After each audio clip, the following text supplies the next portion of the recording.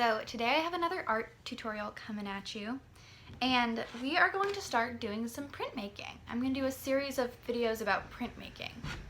And so our first project, you can make things that look a little bit like this. And basically what printmaking means is that you can make the same thing over and over and over again without having to draw it twice. So if you were trying to draw a princess, you would have to draw and redraw the princess again and again and again, right? But with printmaking, artists have figured out a way that you can make that princess again and again and again without having to draw it. So for example, see this little round circle? I didn't draw that, I used a stamp. And so I printed the stamp onto the page again, again, again, and again, and I never had to draw it or paint it.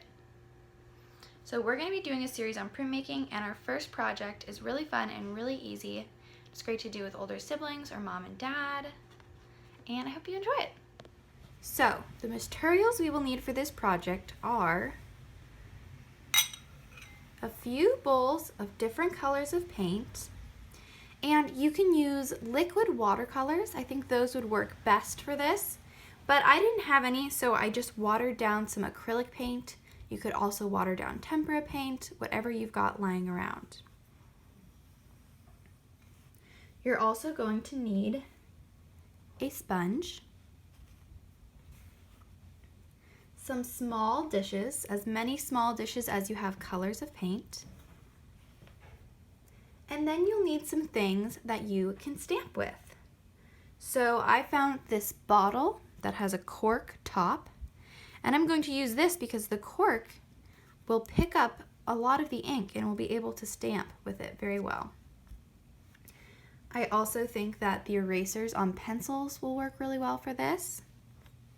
And I also found this sort of like wooden block that has a sort of rough side, and I think this will work well for stamping too. If you have a larger eraser, the side of a larger eraser will also work very well. And you'll also need a pair of scissors. So the first step is to prepare your ink pad for stamping.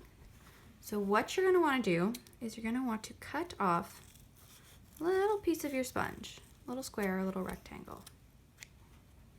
Once you have that piece, you'll grab your little dish, you'll put the sponge on the dish, and you will pour the paint over the sponge. And make sure the sponge is pretty dry because you want it to soak up all that paint. This is really fun to watch too.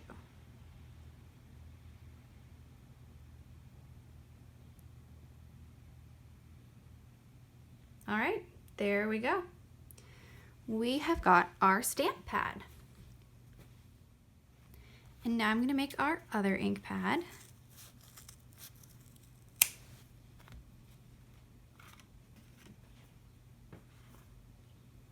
With the orange paint. I'm going to pour that all over. It's going to soak right into that sponge. There we go. So if you have ink pads at home for stamping, you can also use those. I just think it's fun to make your own. And the next step is to stamp and create patterns and shapes and pictures. You simply take whatever you're stamping with, and I suggest you run around the house and you find different things to test out. You can stamp with a lot of different things in your home, and it can be really fun to run around and try out different things. And maybe they won't all work, but that's okay too.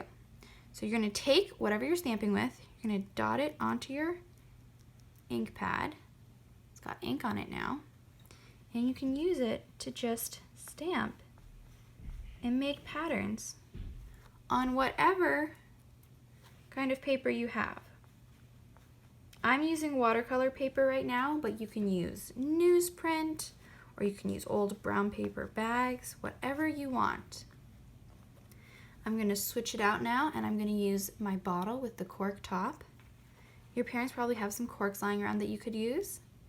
And I'm going to bring it onto my orange color. I'm going to use it as a stamp. Let's see how that works. Lovely little circles. And you can cover the whole page. Try making a pattern.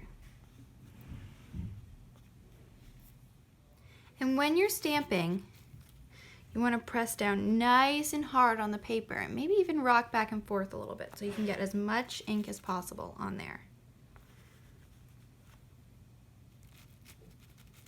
And don't be shy with the ink pad either. Feel free to press down on that too.